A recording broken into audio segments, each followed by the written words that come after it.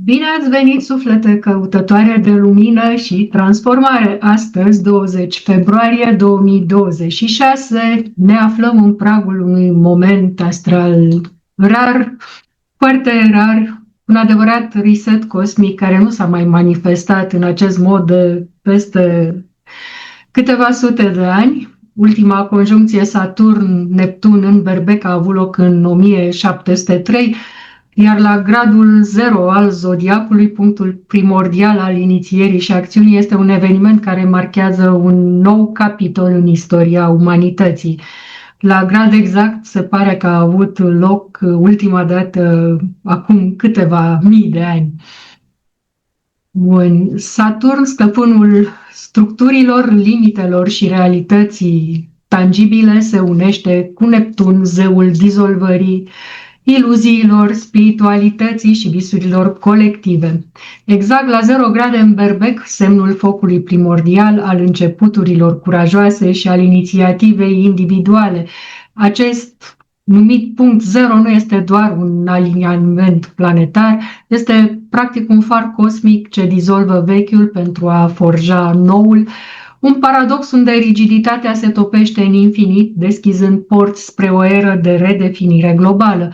De mii de ani, astfel de conjuncții Saturn-Neptun au remodelat lumea în 1989, chiar dacă n-a fost la grad exact, ci în Capricorn, în altă zodie, au coincis atât cu căderea zidului Berlinului, sfârșitul războiului rece, dizolvându-se granițe ideologice și restructurând puterea globală. Acum, în Berbec, un semn marțian de acțiune și pionierat, așteptăm un Great Reset care va accelera schimbări bruște, testând reziliența omenirii.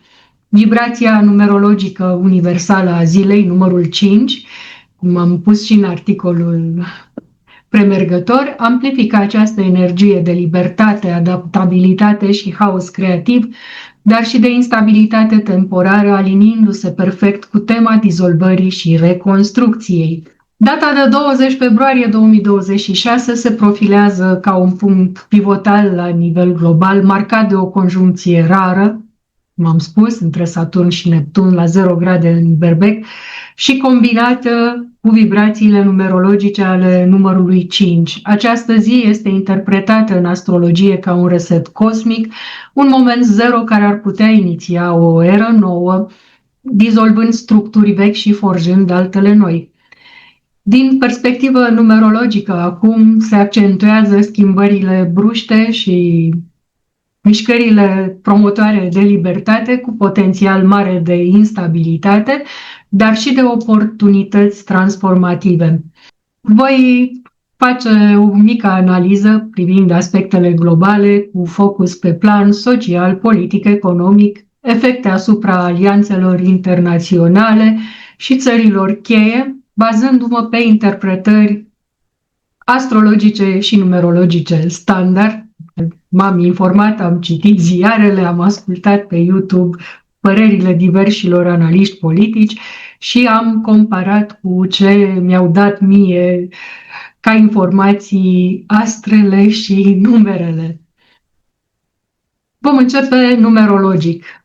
Da? Acest număr 5 simbolizează schimbarea, aventura, libertatea și adaptabilitatea, dar și haosul sau instabilitatea dacă acțiunile, energiile sunt gestionate incorect.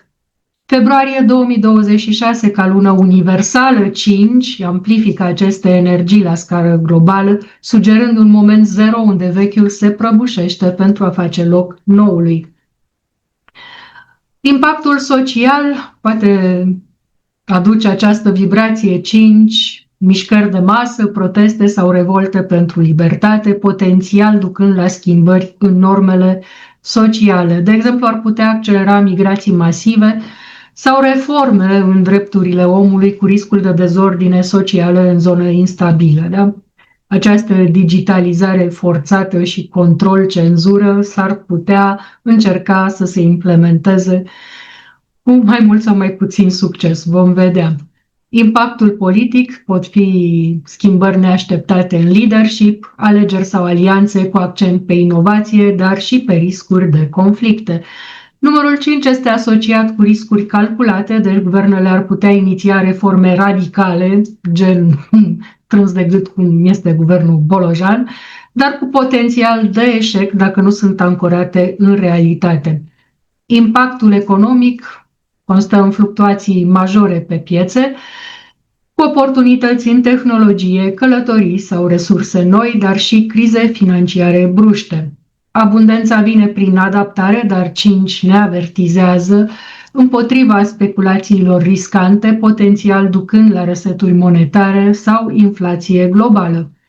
Efecte pe alianțe și țări pot fi, de exemplu, alianțe tradiționale afectate, NATO, BRICS ar putea fi testate prin rupturi sau realinieri, favorizând noi parteneriate mai flexibile. Țări cu vibrații 5, cum ar fi SUA sau India, ar putea experimenta boom-uri, în timp ce țările mai rigide, cum ar fi China, riscă să stagneze. Această energie de 5 se aliniază armonios cu tema resetului, promovând un shift global spre mai multă libertate, dar cu prețul instabilității temporare. Din punct de vedere astrologic, pe 20 februarie, astăzi, conjuncția Saturn-Neptun la 0 grade în Berbec, la orele 18 și 52 de minute aproximativ ora României. La 0 grade în Berbec, deci punctul Aries, primul grad al zodiacului, este evenimentul central, o aliniere, cum am spus, foarte rară, ultima similară fiind în 1989, dar în Capricorn și în Berbec, dar nu la grad 0, nu a mai fost din 1703. Saturn reprezintă structură, limite și realitate, în timp ce Neptun simbolizează dizolvarea, iluziile, spiritualitate și visuri colective. Deci, mare atenție la hipnoza în masă. Împreună în Berbec, un semn de acțiune, începuturi și inițiativă, se creează un paradox, dizolvarea vechilor bariere pentru a construi noi fundații. Acest aspect este ceea ce numim noi un Great Reset cosmic, un moment zero care resetează ciclurile colective pentru următorii 36 de ani, ciclul Saturn-Neptun. Este un punct primordial unde realitatea se remodelează, potențial ducând la schimbări în percepția colectivă asupra puterii, spiritualității și granițelor. Alte aspecte cheie din efemeridele zilei: luna în Berbec amplifică energia de acțiune. Luna, tot așa, în astrologia mundană, reprezintă poporul, popoarele, da? Nu conducătorii. Amplificându-se energia de acțiune, ne putem gândi la manifestări de protest și nu numai, iar quadratura Lună-Jupiter sugerează exagerări sau optimism excesiv. Soarele în Pești, un semn neptunian, adaugă un strat de compasiune, dar și de confuzie. Posibil liderii să fie ușor confuzi. Impactul social: conjuncția, cum am spus, dizolvă iluziile colective, ducând la treziri spirituale sau crize de identitate. Social, se pot accelera mișcări globale pentru egalitate sau mediu, poate o vedem iar pe Greta în stradă, lipindu-se de asfalt, dar și cu riscul de deziluzii masive, expunerea corupției, a dosarelor Epstein sau altele. Berbecul adaugă impulsivitate, potențial ducând la proteste violente sau revoluții digitale. Impact politic: Saturn-Neptun erodează structurile rigide, favorizând dizolvarea guvernelor autoritare și nașterea unor noi ordini. Politic ar putea marca sfârșitul unor ere, cum a fost cazul sfârșitului războiului rece, și începutul uneia noi, cu accent pe leadership inspirator, dar ancorat în realitate, adică niște lideri mai apropiați de oameni și de nevoile adevărate ale oamenilor. Riscurile pot fi manipulări neptuniene, dezinformare, conspirații, da? Care subminează democrațiile. Unii astrologi văd asta ca un potențial New World Order cu shifturi în putere globală. Impactul economic: dizolvarea limitelor de către Neptun cu o structură nouă adusă de Saturn. Sunt sugerate reseturi financiare, posibile crize în datorii globale sau tranziții spre monede digitale. Berbecul impulsionează inovații economice, dar cu riscuri de bule speculative. Piețele ar putea vedea volatilitate extremă cu câștiguri în sectoarele neptuniene, tehnologie, energie verde și pierderi în cele tradiționale, imobiliare și bănci. Efecte pe alianțe și țări ar putea fi puțin reformate, deci conjuncția la 0 grade berbec resetează parteneriatele internaționale clasice, alianțe vechi precum UE sau ONU ar putea fi reformate cu dizolvarea granițelor Neptun, ducând la uniuni mai fluide sau rupturi, cum a fost Brexit. Se poate amplifica, ținând cont de ce se face de către Comisia Europeană. Sunt țări europene care doresc să iasă din această structură, cum ar fi Ungaria și Italia amenințat la un moment dat.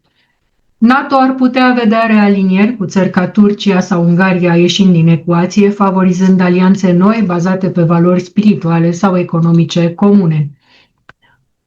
O să luăm acum pe țări specifice. SUA, ca națiune cu ascendent în berbec, ar putea iniția un reset politic. Să ne gândim la conferința care tocmai a avut loc ieri, pe 19, inițiată de Donald Trump. Resetul ar putea fi și economic, potențial cu alegeri contestate sau reforme majore. Impactul ar fi un leadership global consolidat, dar cu riscuri de izolaționism neptunian. China, influențată de Saturn, o structură rigidă, ar putea experimenta dizolvări interne, crize economice, posibil, ducând la realinieri în alianțe cu Rusia sau BRICS. Europa, Uniunea Europeană, Neptun dizolvă unitatea, potențial ducând la ieșiri sau reforme. Țări ca Franța ar putea câștiga, în timp ce Germania, mai rigidă și structurată, riscă stagnare. Rusia și Orientul Mijlociu, această energie de berbec, bineînțeles, foc, favorizează conflicte, dar și conjuncția promovează pace prin dizolvare. Pot fi tratate neașteptate. Riscurile sunt escaladări dacă iluziile neptuniene alimentează prea mult naționalismul. Alte țări emergente, cum ar fi India, Brazilia, având vibrație 5 și berbec, impulsionează creșterea economică și crearea de noi alianțe în Asia și în Pacific.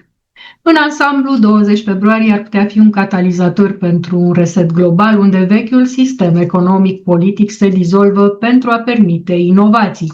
Social, să ne așteptăm la treziri colective, în plan politic, economic.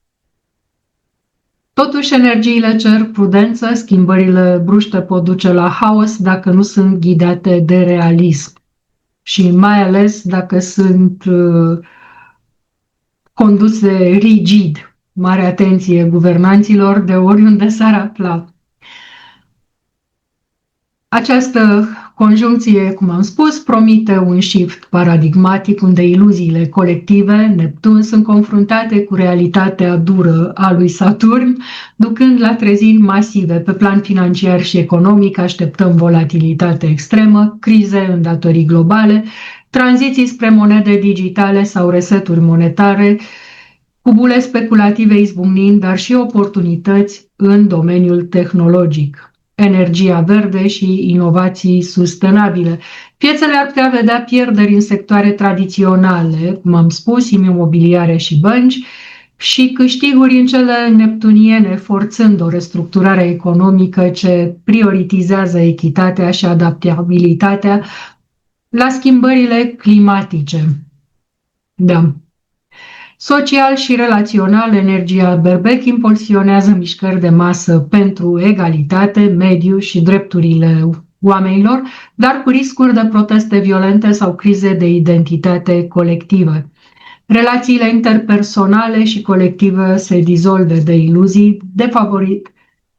favorizând pentru conexiuni autentice, dar expunând corupția și deziluziile masive. Un timp pentru treziri spirituale și reforme în normele sociale, unde vechiul eu se prăbușește pentru a face loc unui sine mai real. Conjuncția erodează și relațiile între țări, erodează structurile rigide, ducând la sfârșitul unor ere și nașterea unor noi ordini.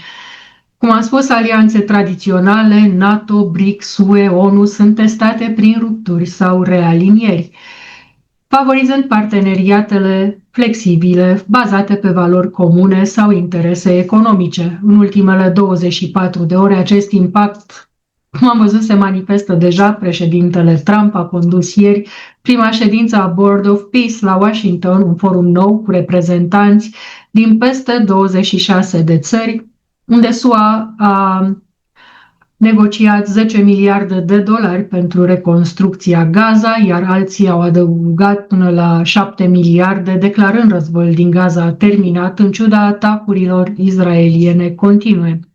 Trump a emis un ultimatum de 10 zile Iranului pentru pace, astfel amenințând cu bombardamente, ilustrând tensiunea berbeciană de acțiune decisivă. Aceasta reflectă dizolvarea vechilor conflicte și forjarea unor noi alianțe, cu riscuri de manipulări neptuniene, dezinformare, teorii ale conspirațiilor, care și așa, de la pandemie încoace, subminează democrațiile.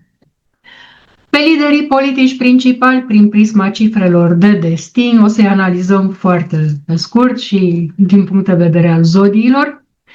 Această conjuncție activează atât destinele lor, amplificând provocările și oportunitățile. Donald Trump, un gemen cu cifră de destin 22, maestrul constructor. Ca lider, această influență verbeciană îi dă mai mult curaj și inițiativă. Deci, cum am spus, Donald Trump, cifră de destin 22, zodia Gemeni, inițiază reseturi politice, ca acest Board of Peace, dar și riscuri de izolaționism neptunian. 22 amplifică viziuni grandioase, dar cere ancorare în realitate pentru a se evita haosul. Vladimir Putin, cifră de destin 7, căutătorul spiritual și zodia balanță, experimentează dizolvări interne, potențial crize economice sau realinieri cu BRICS, China.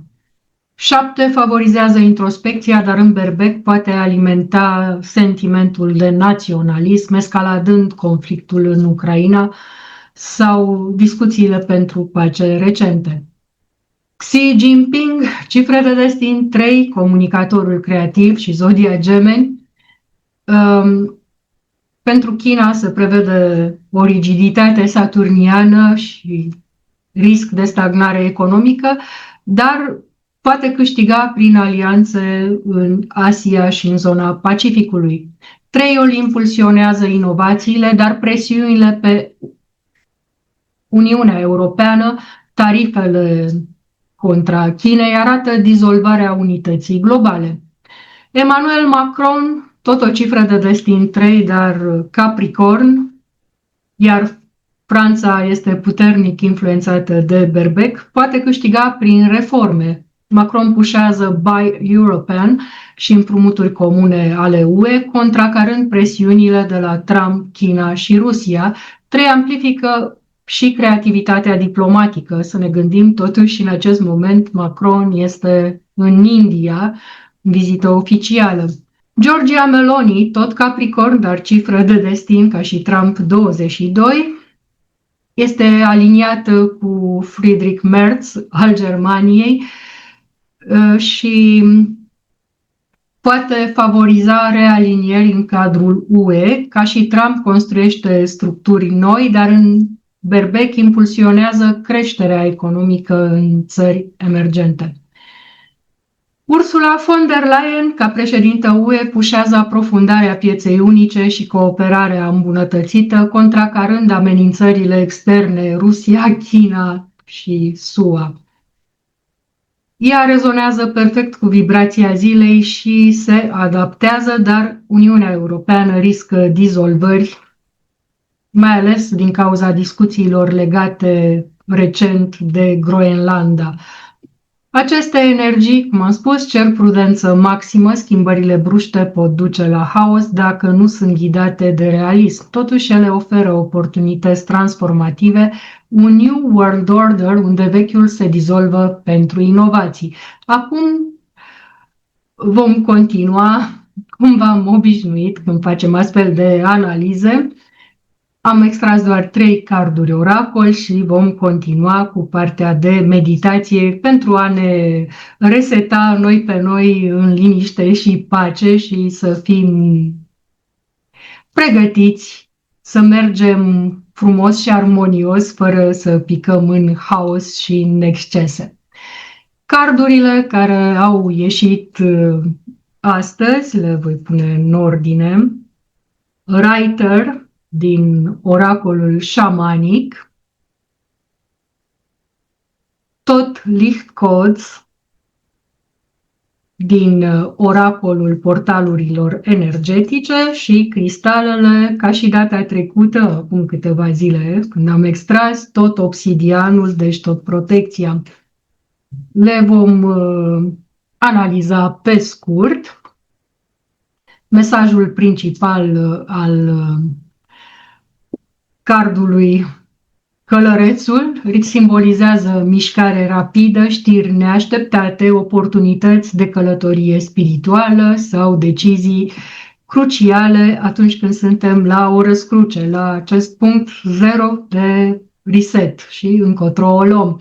Este un mesager al schimbării bruște, ce vorbeam mai devreme, ceva ce vine spre tine, o revelație, o decizie, o inițiere, care te va scoate, că vrei să nu vrei sau nu vrei, din stagnare. În context șamanic, reprezintă călătoria sufletului prin lumi și printre lumi, unde trebuie să-ți alegi drumul adevărat, lăsând în urmă iluziile vechi, ce vorbeam tot mai devreme. Poate indica și norocul karmic sau un moment de grație unde destinul și voința se unesc.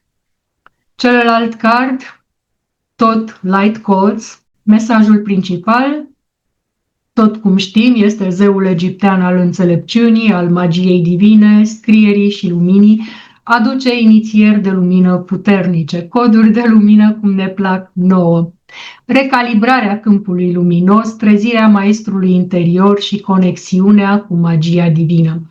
Apare când treci prin eliberări, se confirmă încă o dată acest punct zero, ne eliberăm și punct și de la capăt, totul nou de la primul pas. Ne vom elibera de idei limitative, de povești pentru a accesa puterea adevărată de a conduce și învăța din iubire. Este o chemare la iluminarea multidimensională, să ne amintim de sinele nostru etern, să scriem noile noastre povești cu lumină, dar mai întâi să ne confruntăm umbrele. Intensitatea energiei poate fi copleșitoare, dar ghizii de lumină vor fi alături de noi și ne vor ghida. Tot este arhetipul perfect pentru devenirea vidului. El este scribul care înregistrează adevărul dincolo de iluzii. În vid renunți la poveștile limitative pentru a primi codurile de lumină noi. Conjuncția Saturn-Neptun dizolvă vechile structuri mentale, permițând influxul de lumină de la tot. Ultimul card, cardul 38, Obsidian din Magical Crystals Oracle al doamnei Colette Baron-Reid, ne aduce mesajul de data trecută, protecție, grounding și confruntare a umbrei. Tăiem prin iluzii, expunem adevărurile ascunse, inclusiv cele mai întunecate din noi, ne protejăm de energiile joase și suntem ajutați să eliberăm cu ajutorul obsidianului toate traumele vechi. Ideea e întâi să conștientizăm. Este un scut puternic în perioade de transformare intensă și ne ajută să vedem clar demonii interiori, fără să fim copleșiți. Este momentul în care acest obsidian ne indică să transmutăm toată negativitatea în energie nouă, în putere pentru noi. Obsidianul întotdeauna cere să fim treji în alegeri, să ne protejăm energetic și să acceptăm adevărurile brute pentru vindecare. De aceea obsidianul este cristalul ideal pentru a deveni una cu vidul, să tăiem legăturile cu iluziile ego-ului, să ne protejăm în abisul golului interior și să fim ajutați să dizolvăm măștile fragmentate. În resetul cosmic de azi, obsidianul ancorează energia berbeciană, acțiunea curajoasă, și neptuniană, dizolvarea, fără ca noi să ne pierdem în haos. Aceste 3 carduri, mesajul celor 3 unite, formează o secvență clară de inițiere atât în vid cât și în lumină. Călărețul anunță sosirea schimbării rapide, un mesager cosmic, conjuncția însăși, da? Care te scoate din stagnare și te pune la răscruce. Alegi să rămâi în iluzii sau vrei să galopezi prin vid spre realitate. Codurile de lumină confirmă că suntem în mijlocul unor inițieri de lumină puternice, trebuie să eliberăm poveștile vechi și umbrele, să lucrăm cu umbra noastră pentru a primi coduri noi de înțelepciune și magie divină. Tot ne învață să scriem noua noastră realitate din vid, nu din ego. Tot ce e vechi e dat la o parte. Obsidianul ne oferă protecția esențială și taie orice energie joasă care încearcă să ne tragă înapoi, furie, resentimente, iluzii politice, sociale. Tot ce ne ancorează în adevăr și ne transformă întunericul în putere aduce obsidianul. Este scutul nostru în acest abis. În contextul acestui moment, toate aceste 3 carduri spun același lucru. Nu umple vidul cu iluzii din exterior, povești vechi, furie colectivă, așteptări de la lideri sau de la alții. Devină tu una cu vidul și dă-ți reset, acceptă golul ca spațiu sacru de recalibrare, confruntă-ți umbrele, primește inițierea și acționează curajos spre întregime reală. Energia Saturn-Neptun dizolvă rigiditățile și iluziile, iar vibrația 5 aduce haos creativ, dar cu aceste carduri, practic învățăm să transformăm haosul, să devenim niște alchimiști.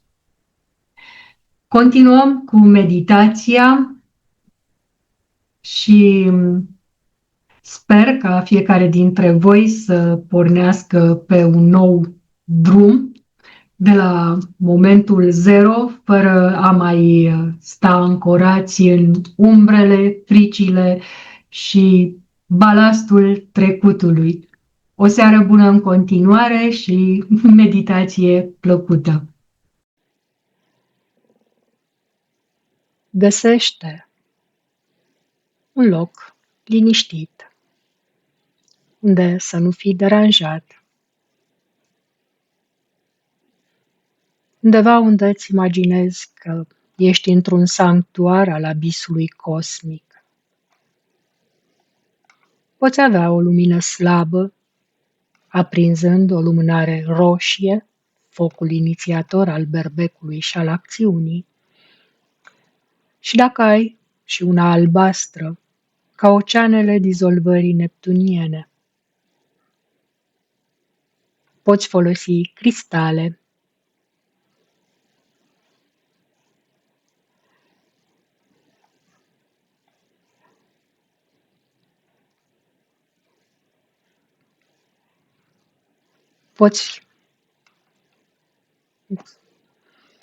așează cristalele ca și cum ar fi niște stele căzute, un cuarț clar ca amplificator universal al resetului, un ametist pentru dizolvarea iluziilor neptuniene și fragmentare, un citrin, aurul abundenței vibrației 5, un cristal de jad ca un gardian saturnian al noilor structuri, un granat roșu, inima vitală a berbecului.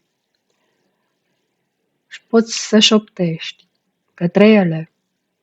O talismane ale cosmosului și vidului, treziți-vă la chemarea sufletului meu, țesând abundență, întregime și frumusețe în pânza ființei mele.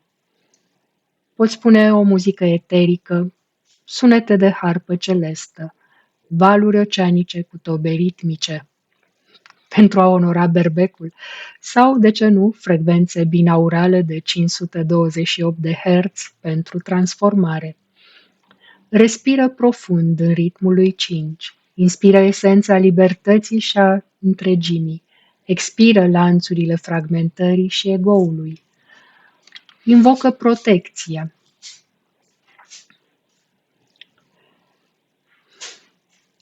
Sursa divină, învăluie-mă în lumină, cheamă entitățile luminoase, ghizii, îngerii și sfera universală de lumină pentru această odisee în vid și reset cosmic. Închide ploapele ca porți ale unui templu antic și lasă respirația să devină un poem ritmic. Inspiră flacăra roșie a berbecului, un foc sacru care aprinde scânteia divină în inima ta, dizolvând masca egoului. Expiră ceața albastră a lui Neptun, eliberând umbrele trecutului ca fantome din povești uitate. Repetă de 5 ori în onoarea vibrației 5, șoptind: schimbare, libertate, haos transformat în armonie și în întregime.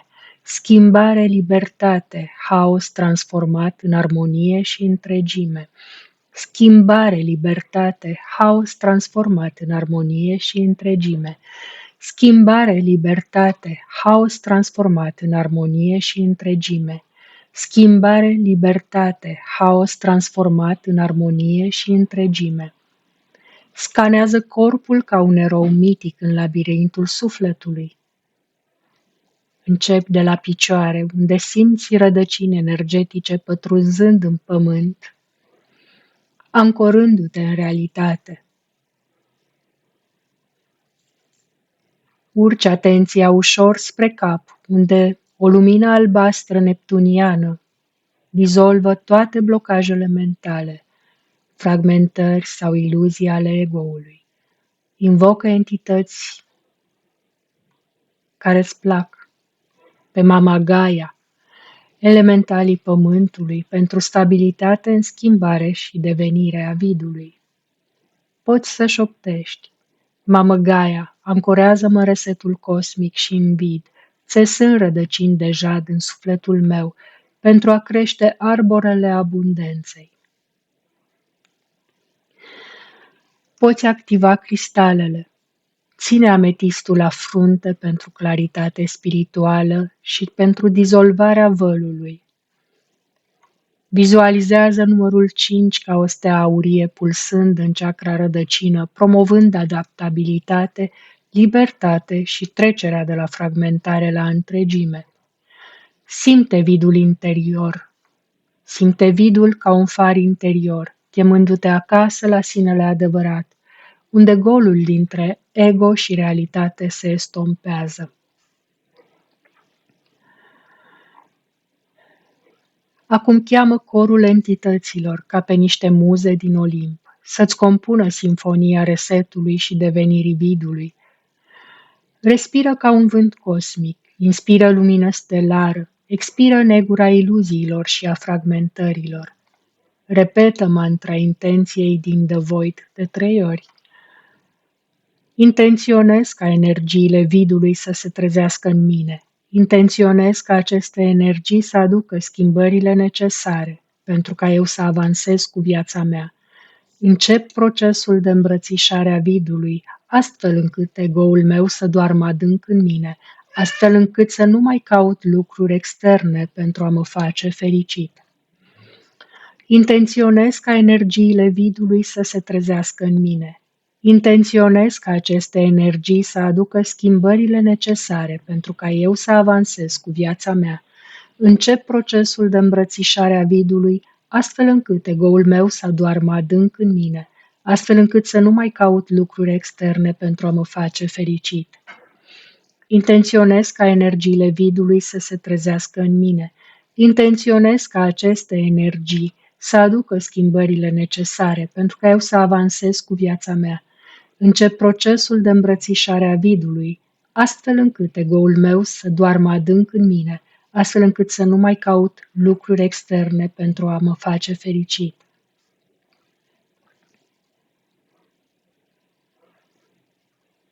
Acum, poți desena mental sau cu degetul simbolurile ciocurei pentru putere și protecție pe palme, activându-ți energia.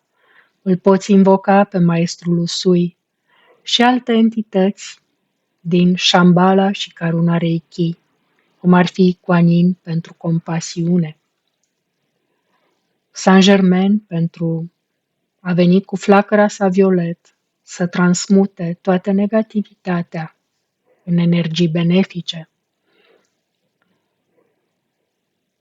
Poți să spui: cu ciocurei activez resetul cosmic și vidul pentru abundență globală interioară. Poți desena pe inima ta Seiheki pentru purificare emoțională, dizolvând iluziile neptuniene și fragmentările ego-ului. Poți invoca Avalokitesvara pentru milă în transformare. Simte energia curgând prin mâini și încărcând cristalele, în special citrinul pentru abundență. Îl poți invoca pe Arhanghelul Mihail pentru protecție. Vizualizează-l cu sabia albastră tăind corzile vechi de atașament, eliberând tot ce te fragmentează. Șoptește: Mihail resetează alianțele interioare pentru pace, prosperitate sufletească, dizolvând vidul. Poți chema pe Rafael pentru vindecare și ghizii tăi astrali de lumină, cu intenția de a-ți vindeca instabilitatea adusă de energia numărului 5 și pentru a umple acest gol interior. Poți invoca divinități arhetipale, pe Ares pentru a fi mai curajos, pe Poseidon, Neptun pentru dizolvarea oceanică a limitelor. Poți șopti Ares și Poseidon, forjați noul din vechi pentru frumusețe supremă și devenirea vidului. Poți chema entități șamanice, spiritul vulturului pentru a avea viziune globală și interioară, elementalii focului pentru a te conecta cu energia curajosului berbec.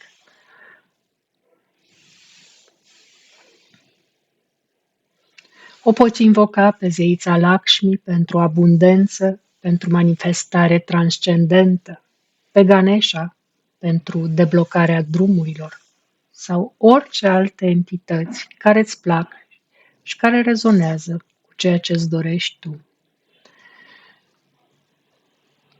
Poți vizualiza un granat roșu la chakra sacrală, împreună cu vibrația 5, curgând ca un râu de aur și transformând haosul în oportunități financiare și, de ce nu, chiar și sufletești. Simte cum vidul devine un aliat, nu un dușman, renunțând la umplere externă sau internă, devii una cu el, aliniat cu cele 3 nivele, sine, lume, realitate.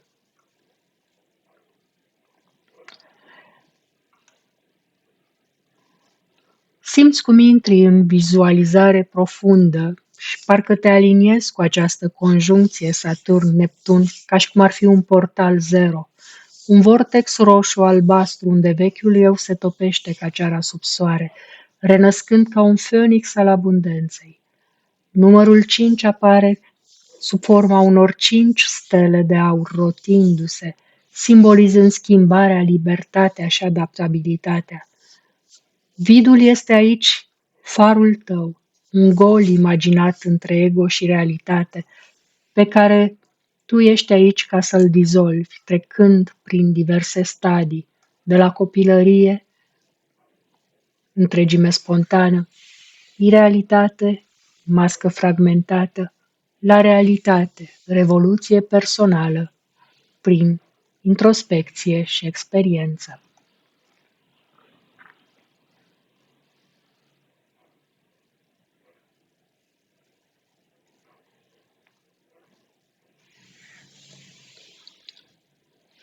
Vizualizează lucrurile interne, cum ar fi rușinea, traumele, vinile, și confruntă-le. Invocă pe Kuan Yin și pe Arhanghelul Gabriel pentru a-ți da mesaje de compasiune, pentru a te ajuta să ierți și să eliberezi.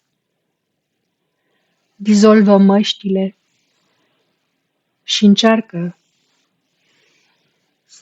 să obții, să ți se reveleze sinele primordial. Poți să pui întrebări și să cauți răspunsuri. Cu ce valori trăiești? Pentru ce scop existi? Poți experimenta un alt tip de experiență. Imaginează-ți că ești complet liber, liberă, dansând spontan, uitând de tot egoul, de toate grijile, de toate restricțiile. Pur și simplu, dansează.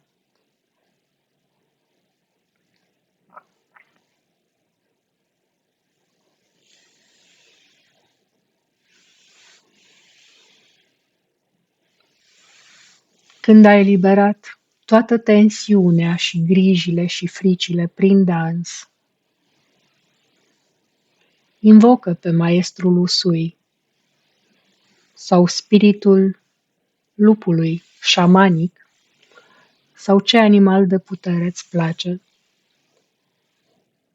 sau entitate și cere ghidare înțeleaptă.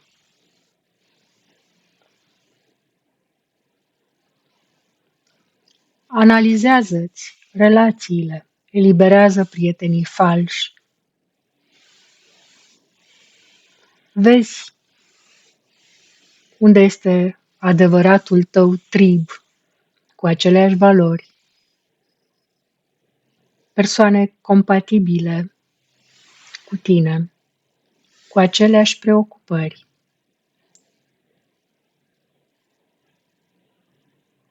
Simți cum se estompează granițele și, brusc, tu și toată lumea sunteți ca unul, transformând singurătatea în conexiune. Acum, îți imaginezi că zbori deasupra lumii ca un vultur, privind de sus, la Mama Gaia.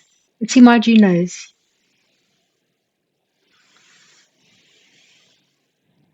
cum piețe financiare globale sunt spălate de un val neptunian, dispărând datoriile vechi și ridicându-se valuri de abundență în tehnologie și în tot ce-ți mai dorești tu pentru întreaga lume. Invocăm pe Lakshmi, pe Ganesha. Putem activa și simbolul Honshaze Shonen pentru manifestare globală de abundență, pentru a transmuta inflația, sărăcia, inechitatea socială pe întreaga planetă, în abundență și prosperitate pentru toți oamenii.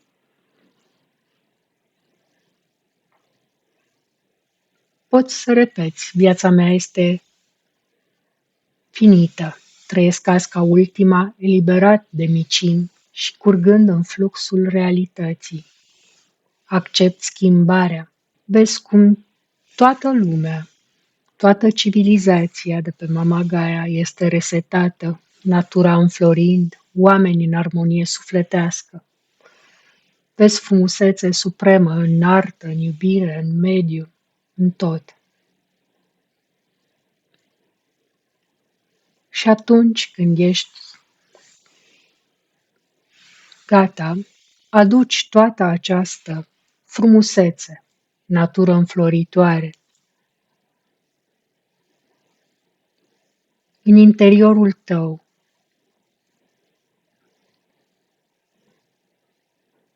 astfel încât să fii în abundență, în armonie cu toată lumea. Poți invoca sursa divină și Consiliul de Lumină pentru binele suprem al tuturor. Repetă aceste afirmații de 5 ori. Acum sunt resetat pentru abundență, libertate și frumusețe.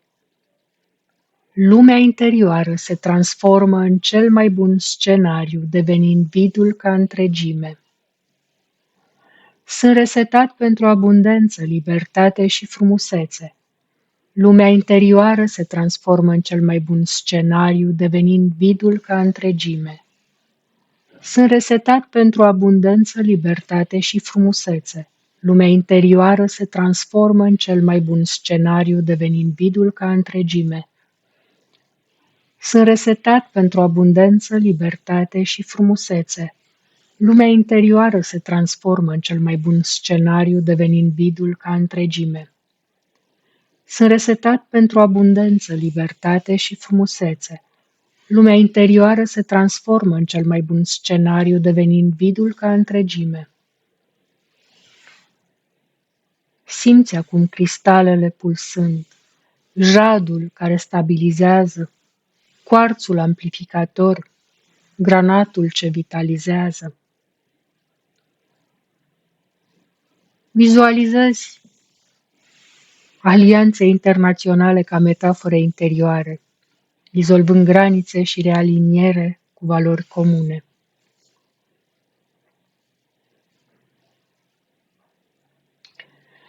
Acum încetinește respirația ca un poem care se încheie în tăcere. Vizualizează energia sigilindu-se în aura ta, o bulă de lumină roșie-albastră protejând resetul și vidul devenind un tot unitar. Mulțumește entităților pe care le-ai invocat. Mulțumesc maestrului Usui, zeiței Kuan Yin, arhanghelilor Mihail și Rafael, mamei Gaia, lui Ares și Poseidon, zeiței Lakshmi, zeului Ganesha și tuturor entităților pentru ghidare în această fuziune cosmică.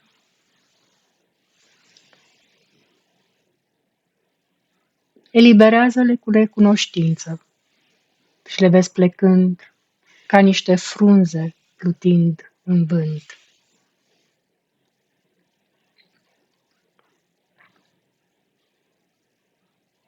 Întoarce-te în corp. Mișcă degetele. Deschide ochii lent și imaginează-ți ca pe niște ferestre spre un nou răsărit. Bea apă proaspătă. Poți pune ametistul în timpul meditației lângă pahar. Poți să scrii în jurnal ce conștientizări ai avut. Ce viziune ai avut pentru această dată? Ce schimbări vin cu tine din vid? Ce experiențe de vârf?